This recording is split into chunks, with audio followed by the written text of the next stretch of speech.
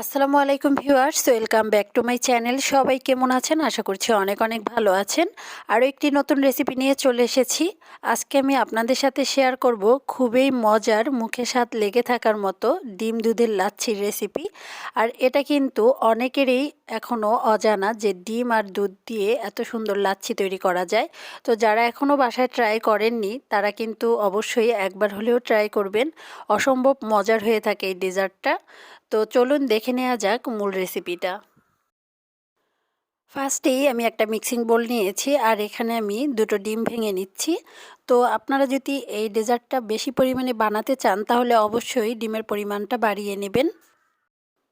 ডিম দুটো আমি ভেঙে নিয়েছি। এখন আমি এর মধ্যে দিয়ে দিচ্ছি সামান্য পরিমাণের লবণ। আর ডেজার্টের লবণের পরিমাণটা সামান্য দিলে কিন্তু মিষ্টিটা স্ট্রং হয়। তো আমি দিয়ে দিলাম 2 চা চামচ পরিমাণের চিনি। তো এখন আমি এই সব কিছু একটা হ্যান্ড উইক্স দিয়ে ভালোভাবে ফেটিয়ে নিচ্ছি।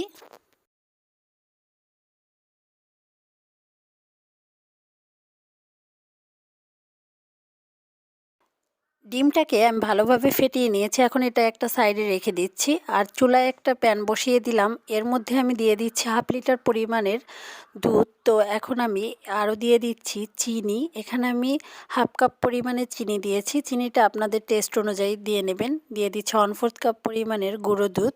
আর গুঁড়ো দুধটা দিলে কিন্তু এই ডেজার্টটা বেশি ভালো লাগে। তো এই ঠান্ডা দুধের মধ্যেই কিন্তু আমি গুঁড়ো দুধটা দিয়ে দিয়েছি। গরম দুধের মধ্যে দিলে অনেক সময় গুঁড়ো দুধটা কিন্তু দলা পেকে যায়।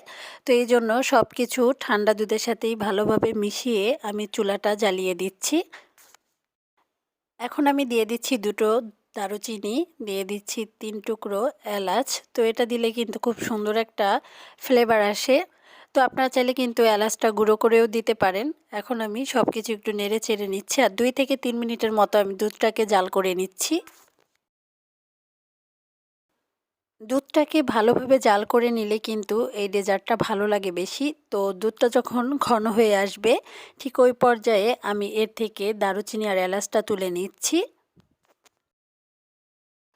খাওয়ার সময় যদি এই এলাচ আর দারুচিনি মুখে পড়ে তাহলে কিন্তু খেতে ভালো লাগে না।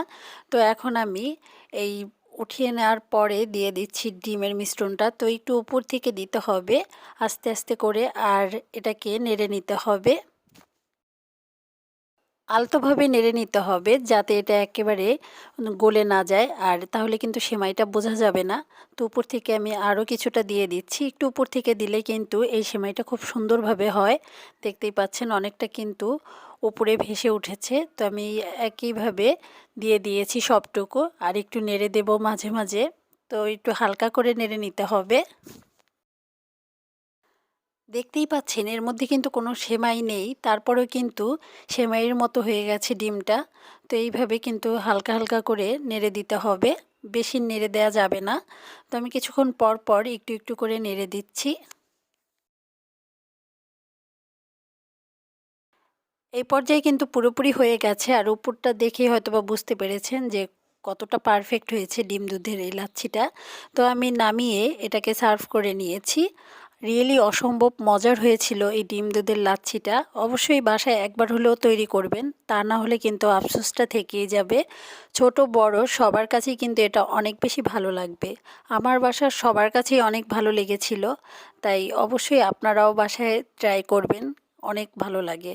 ফুল রেসিপিটি ফলো করে যদি আপনারাও তৈরি করেন তাহলে কিন্তু আপনাদের এই রেসিপিটিও অনেক পারফেক্ট হবে। আশা করছি আমার আজকের রেসিপিটি আপনাদের ভালো লেগেছে। ভালো লাগলে অবশ্যই চ্যানেলটি সাবস্ক্রাইব করে দেবেন আর ভিডিওতে একটি লাইক দিয়ে দেবেন। সবাই ভালো থাকবেন, সুস্থ থাকবেন। আজকের মতো এখানেই বিদায়। আল্লাহ হাফেজ।